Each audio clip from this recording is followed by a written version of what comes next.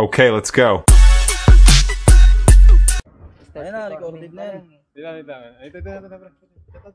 Doon ka. Hindi naman ako nakikita. Yan. Kita ka niya kahit saan ka, kahit doon ka. Dali na. 60 ba yan? Hello. Oo nga. Chat na, dali no. Sabihin mo shoutout kay ano? Efren. Shout out kay 5 Lito ng 106 na tamad. 5 Lito. Sabi na shoutout kay 5 Lito. Sige na mo talaga, Bisaya.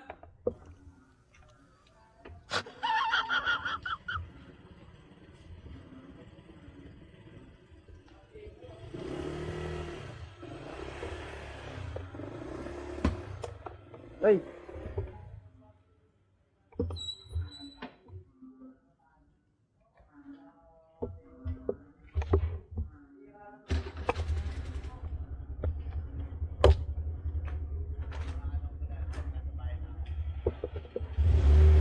Apre!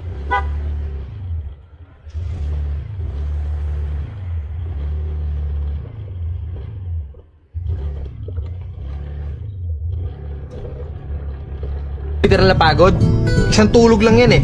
Kinabukasan, full charge ka na ulit eh, di ba? Pero yung pagkakataon na makakita o magkaroon ka ng bagong oportunidad para pasahin yung sarili mo, yung pamilya mo, hindi mo na mababalik yung pag pinalampas mo. Kasi di ba, walang may alam kung bukas nandito pa ba tayo. Kaya hanggat gumigising ka pa, sulitin mo lahat ng gising na yun. Dahil darating ang araw na hindi mo na magagawa yun. Nasa sayo eh, kung ano pipiliin mo, uubusin mo yung lakas mo sa kakatunganga sa bahay o uubusin mo yung lakas mo sa mga makabuluhang bagay. Huwag ka mag-alala kasi kahit saan dyan, may mararating ka.